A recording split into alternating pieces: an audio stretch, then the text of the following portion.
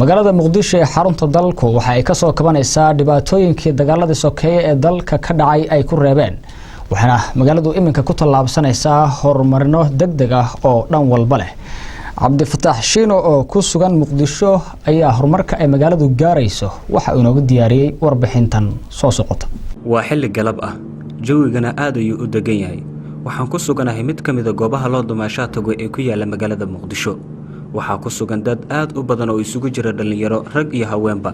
caruur iyo dad waaweyn waxa ay daawanayaan hirarka biyaha ee imaanaya xeebta iyo baashaalka dhalinyarada ku sugan xeebta waxaa jira qaar ka mid ah dadkaas oo madadaalooyin ku soo bandhiga isla xeebtan waana mid ay jeclaystaan dadka u soo dumaashaa taga halkan muddo ka badan 20 sano Soomaaliya ma helin dawlad xooggan waxaana dalka iyo dadkuba ay ka dhaxleen marxalado kala duwan guryaha iyo wadooyinka kaliya ma burburin ee waxa hoos u dhacay dhammaan adeegyadii bulshada oo ay qayb ka tahay goobaha nasiinada ee magaalo kasta laakiin rajada dib ugu soo laabashada dawladnimada Soomaaliya waxay ka muuqataa dib u soo noolaanshaha goobaha noocaan ah xeebtan oo magac ahaan leh Lido waxa ay ka mid tahay meelaha ay ugu jecel yihiin bulshada Soomaalida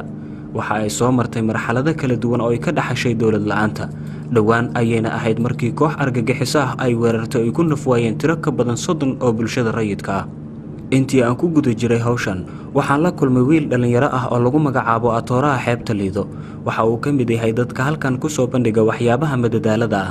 bulshada halkan timaadana aad ayay u yaqaanaan waxayna ka helaan waxyaabaha uu halkan ku soo bandhigo waxaa jira koox kale oo isaga la sameeyay waxyaabaha madadaalada ah balse xilligan kuma sugnayn goobta isaga ayaana sameynaya qaar ka mid ah waxyaabihii madadaalada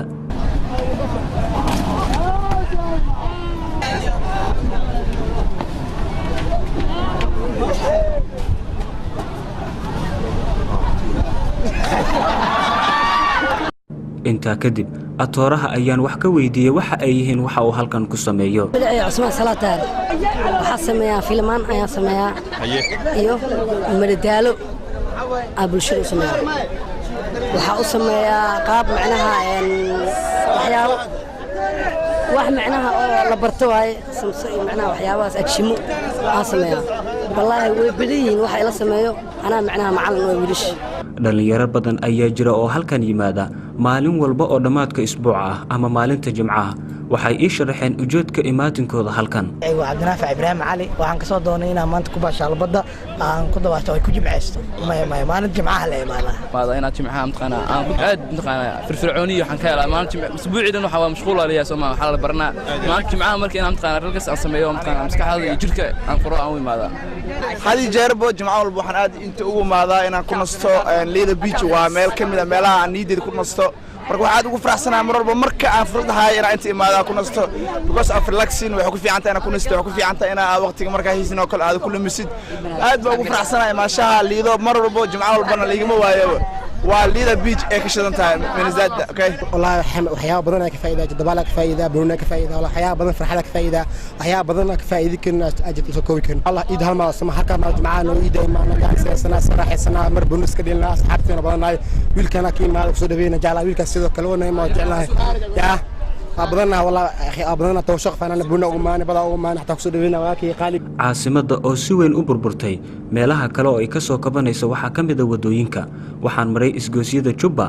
wadada Makka al-Mukarrama Sayidka Dabka kilometer 4 kilometer 5 iyo Banaadir welina waxaa jira kuwa inta ka badan oo markaad aragto dib u go'aanayso wixii ku dhacay caasimada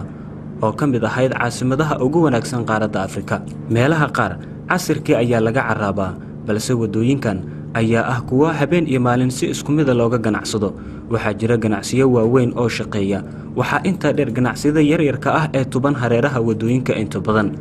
Sharkey waa wiil dhalinyaro ah waxa uu ka mid yahay dhalinyarada dalka joogay muddadii ay socdeen dagaalkii sokeeye ee dalka waxaan la kulmay isagoo ku sugan goobtiisa ganacsi waxa uu si qiirad leh uga sheekeeyay anfaca uu ku haysto dalkiisa magacaygan waxa waa Sharkey Axmed Cumar ciyaartoy oo markaan hay waa inta soo badashtay inaan tahriibo isku day dhowr mar dhalinyaro badan iyo dad badan awaawulay inay tahriibo aan aado laakiin danteeda marna kuma fikirna aado hadda hooyo kamid ah aabba kamid ah marna kuma fikirna tahriib aado sababta igu kalaftay wadanka barwaaqo inaan ka tago wadan kale inaan tago oo barwaaqadiisa aan la qaybsado waddankan barwaaqadiisa aan ka noolaado aan meel kale ugu dheeraado sidaas darteed u qasbteen waddankaa joog fiiri waddankan hadda barwaaqada taa ilaaha kugu dharshay dii xaliimkan sacuudiga riyaalina ku xawaa sacuudi maalinta qaadaytid 200 riyaal waxba kugu filna koronto ka harba ku dhiba 3 mar taariibi samta khojara allahad abu arish dabya maxel bish darab dayf meel akasina khariida ku taal jidda male runta ku sheey sabkiyo waxyaabaha supermarket lagu gado oo kamid ah waxyaabahan oo fruitiska ah calinaaska tufaaxa liin shukumaan istraasho kashab